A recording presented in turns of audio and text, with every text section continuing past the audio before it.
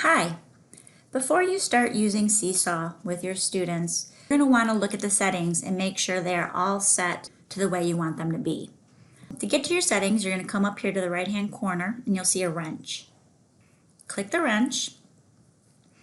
And the first part is basically just naming your class, choosing a theme.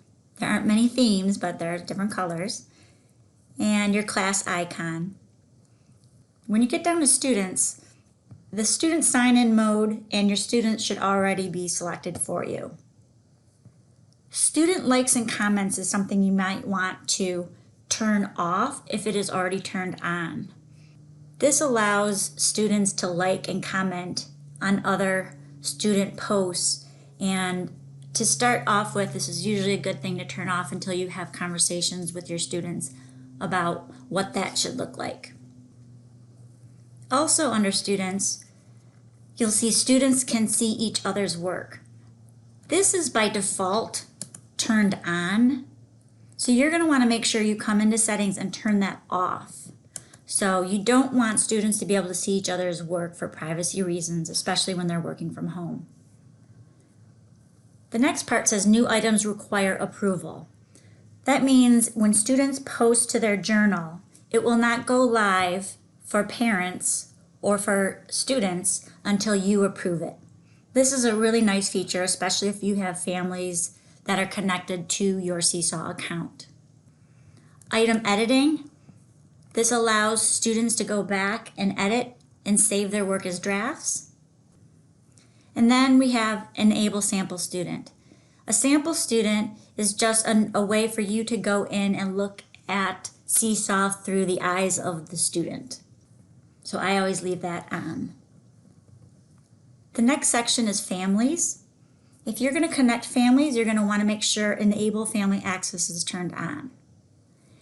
Seesaw makes inviting families very easy.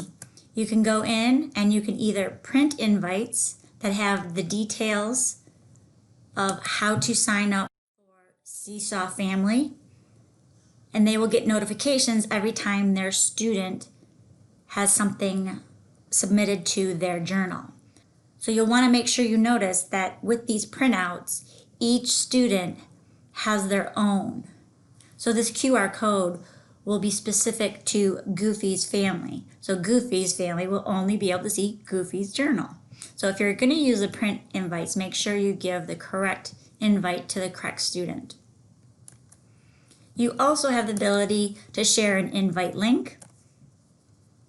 So you copy this link and you can send it to parents, or you can invite them directly if you have their email or mobile number. Once families start connecting, you'll see if they're connected under this invite status.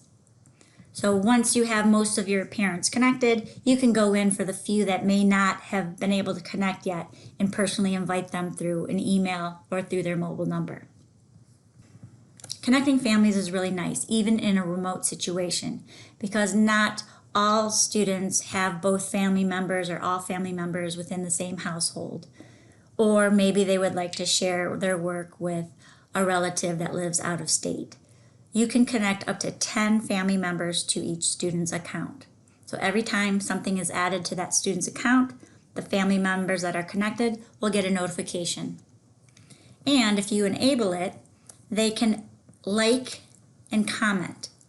This is a really nice feature because if you allow parents to like and comment, the students will get to see the family members' comments and their likes, and the kids really enjoy that feedback from the parents. So you can make sure if you're going to use that, you're going to enable family comments, you'll leave that on.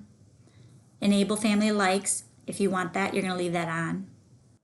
Enable family sharing allows families to download work and share it through social media. So if you want to allow that, you can leave it on. If not, you can turn it off. And if you also want to moderate family comments, you can come in here and leave this on. So new comments would require your approval. So back to families, pending family approvals. So this is where your families, when they connect, you will get to approve them in this section. This way you'll know which family members are connected, and if that code got out, nobody who isn't a family member can connect it either. And the next section is a class blog. If you want to enable a blog, Seesaw does offer you that option. It's basically a place where you can post student work, or students can post their work, and it would be visible by the public. It would be on the web. So that is up to you. And folders, I recommend, just for organizational purpose, you can have as many or as little folders as you want. You just create them here. But what is nice is when students add things to their journal, or you add assignments to their journal, you can put them in specific folders. So later, if you wanted to sift through and see your students' reading assignments or just their science work, you could click on that folder and it would filter it for you. Which comes up to the next step where it says show add to folder step.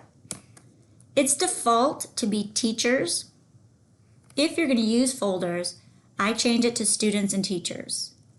What this means is before a student's work is actually added to their journal, it will force them to pick a folder. So you can tell them, make sure you put it in the orange folder or make sure you put it in the science folder, but it'll force them to choose one. Don't worry, if they choose the wrong one, you can go back and change it. But it's a nice way to keep things organized, especially after you use Seesaw for a while.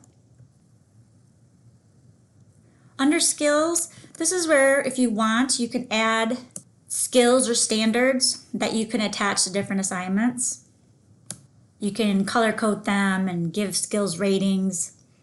And the last part is other, save to camera roll. So this allows you, if you take pictures using your Seesaw application on your phone or an iPad, do you want it to save to your camera roll? I typically have this turned off. It will save all your pictures if you take it through the app to Seesaw. That way, all your pictures for school are saved within Seesaw, and your camera roll on your phone or your iPad doesn't get cluttered up. And I typically leave the video quality the same. The rest is all set up through ClassLink. So those are just some of the settings that you want to be aware of and go in and change according to how you want your class to utilize Seesaw. Have fun. Hope this was helpful.